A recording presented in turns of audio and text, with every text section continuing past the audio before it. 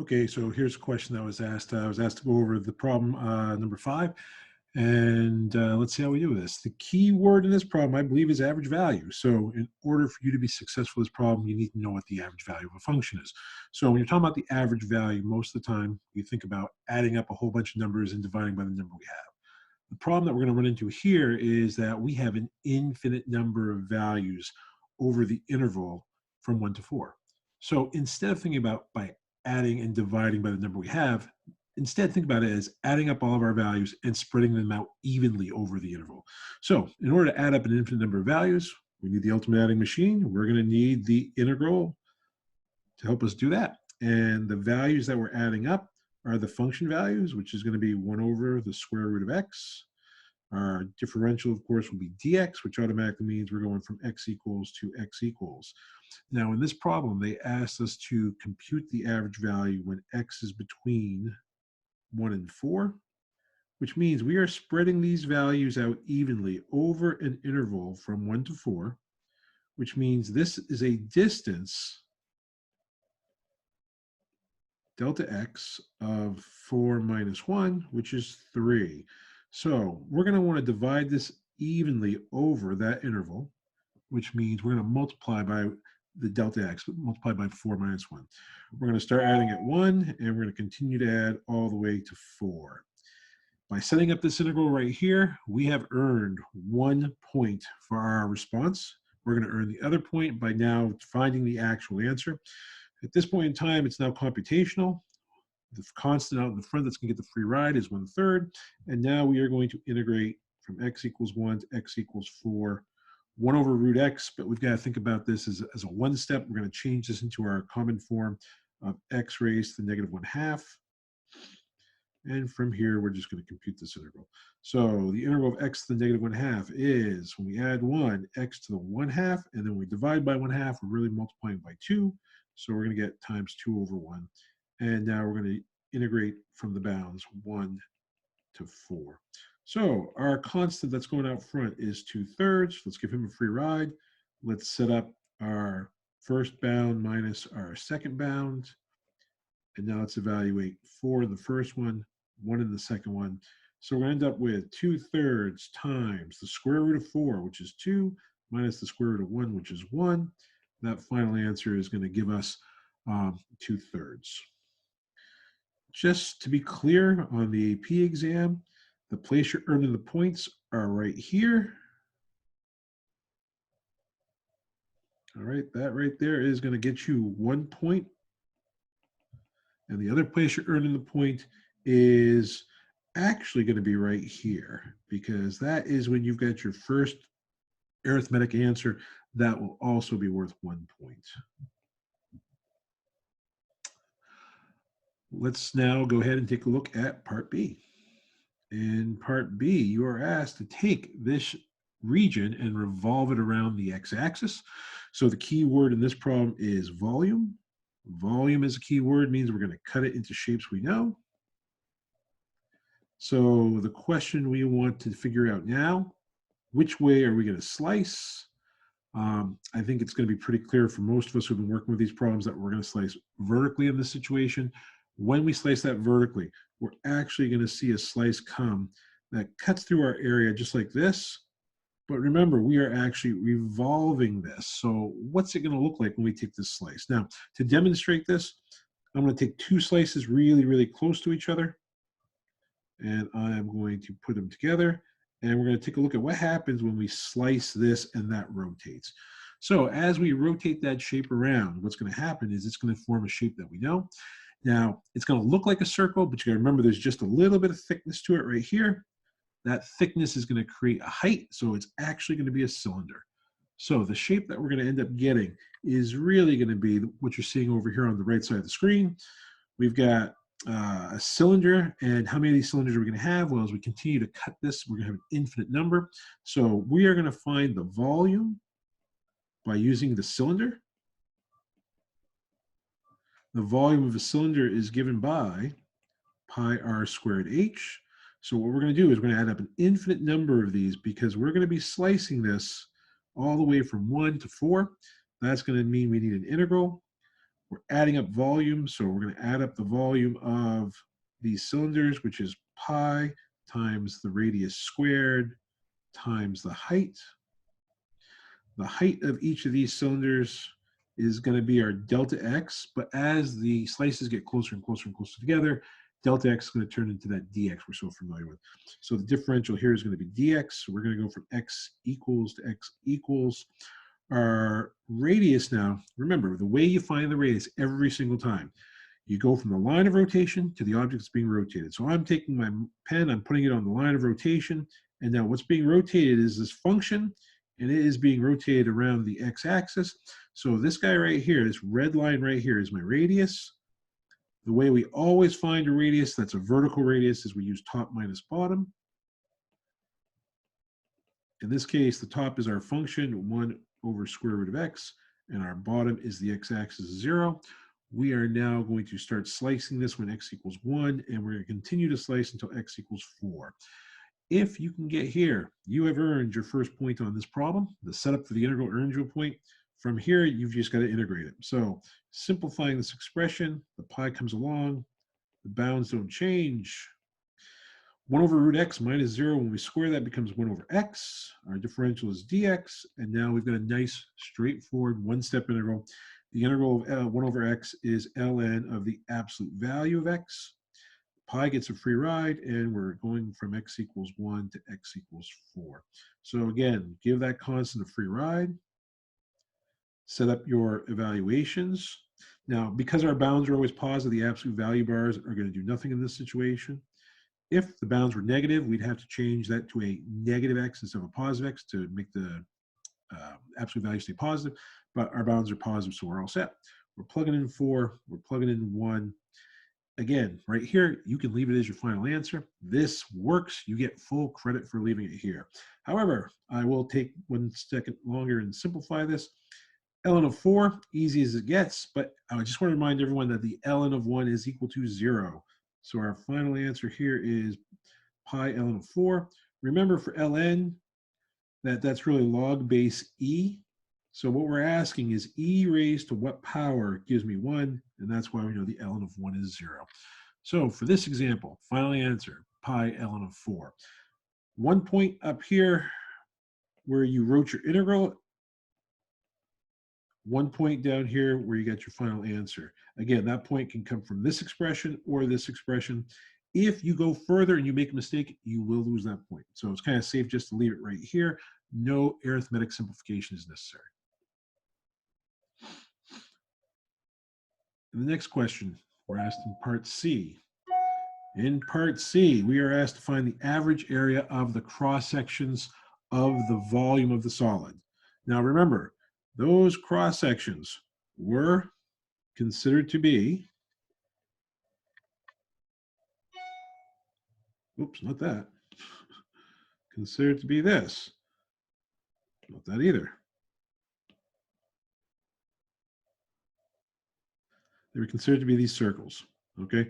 So because they're talking about cross sections here, the cross sections are the two-dimensional version. The slices that we get when we're adding all these volumes are the three-dimensional version. So we use cylinders in the last problem. Here, they're talking about the area, and that's the other clue that's two-dimensional, area of the cross sections. The cross sections here are circles. So we're talking about an area that is pi r squared. So to find the average area, what we've got to do is we've got to make use of that average value of a function again. So there is a function that computes the area. If we think about the area of each of these circles, that area is going to be pi r squared. But where's the radius coming from? Again, the radius is starting on the line of rotation and going to the thing that's being rotated. So here's our radius. That radius again is top minus bottom. It hasn't changed at all since the last part B. So we're going to use top minus bottom, which in this case, that top function is 1 over root x, and that bottom function is 0. So we now know that our area is given to us by basically the function pi over x. Okay? They want me to find the average value of these areas from 1 to 4. So we're going to take and add up all of our areas, which is given by pi over x. I'm going to put the pi on the outside. I'm going to put the 1 over x on the inside. We're going to go dx. We're going to go from x equals 1 to x equals 4. But just remember, we need to divide by the region we're integrating over. So in this case, we're going to end up with pi over 3. And now we're going to integrate that 1 over x. We're going to get the natural log of absolute value of x. But again, my bounds are positive. So we're going to plug in a 4 here. We're going to plug in a 1 there. And we could leave this as our final answer. But just to remind you, this is the same as pi over 3 ln of 4, because the ln of 1 is still equal to 0. That has not changed. So in this particular problem, where are you going to earn your points? Well, because so much of this problem was already set up from previous parts of this example, you're really only getting 1 point. You're coming up with that answer. This answer right here is worth 1 point. Again, you can get the answer point from the final answer or the non-simplified. It's totally up to you. Both work. So that is using average value in kind of a new way where they're asking you to create the function. But in this case, remember, the clues: area, two-dimensional. Cross sections are always considered to be two-dimensional. So it's slightly the difference between part B and part C. In B, we're talking about volumes. In C, we're talking about areas. So the last part of this problem, which is really the exciting part for the BC Calculus students, we are now asked to show that one integral is going to converge and another integral is going to diverge. So they're telling us that we're looking at the integral of g of x dx, which, again, what that really means, if we back up, that really means we're talking about finding the area under this curve. And let me just draw it again. We're talking about finding the area under this curve from 4 all the way going out to infinity. So we're talking about just taking this infinite region and seeing what happens. Now, common sense tells most people that if you go out to infinity, it's going to be infinite. But we've seen in previous examples that math doesn't always agree with that. So we've got to go through, we've got to take the limit, and we've really got to prove it. So in this case, we are being asked to integrate from x equals 4 to x goes to infinity, g of x, which is our friend 1 over root x, still hasn't changed, dx. Now, we know the answer to this integral from the previous part of the problem. This is really x to the negative 1/2. So it's x to the 1/2 times 2. And now we are evaluating this from x equals 4. But now we've got to use our good notation. We want to put infinity here. We can't. We use a variable to take its place. At any time we go to infinity, we've got to make use of a limit. So as soon as we put that b in there, we've got to say that b is going to infinity. So from here, as we continue to work through this, the limit kind of just hangs out for a little while, and we're going to do our evaluation. So we're going to get 2 square root of something minus 2 square root of something. And we're going to take the limit of this whole thing. Our first evaluation is b. Our second is 4.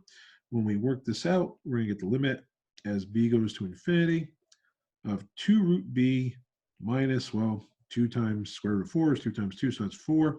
When we take the limit of this entire thing, this goes to infinity, and therefore, we have an answer that diverges. So we know that the area diverges. But now it's asking us to find the average value over this entire region as well. So when we go to find the average value of this over this entire region, what we're going to be talking about is doing an integral of the function g of x dx from 1 over, now this is where it gets a little tricky, okay? We really want to go out to an infinite bound.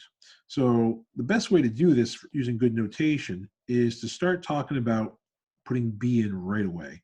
So we're going from 4 to b, and then out here we're going to do b minus 4. But what we've got to make sure is clear, where's b going in this problem? B is still going to infinity. So we need to make sure we have this limit out here from the very beginning. So at this point in time, we're going to integrate this function. We're going to end up getting something very similar to what we had before because the integral hasn't changed one bit. But it's all about the good notation now. So we got to make sure we've got our limit. We got to make sure we've got our 1 over b minus 4. We've got to integrate. And remember, g of x was equal to x to the negative 1/2. So when we integrate that, we're still going to get x to the 1/2 times 2. But now we are taking that guy and we are evaluating him from x equals 4 to x equals b. So trying to write this out nice and neat, we're going to get the limit as b goes to infinity. We're going to have 1 over b minus 4. We're going to have 2 square root of something minus 2 square root of something. We're going to plug in our bounds of b here, 4 here. We're going to go and simplify this some more. And we're going to get 1 over b minus 4.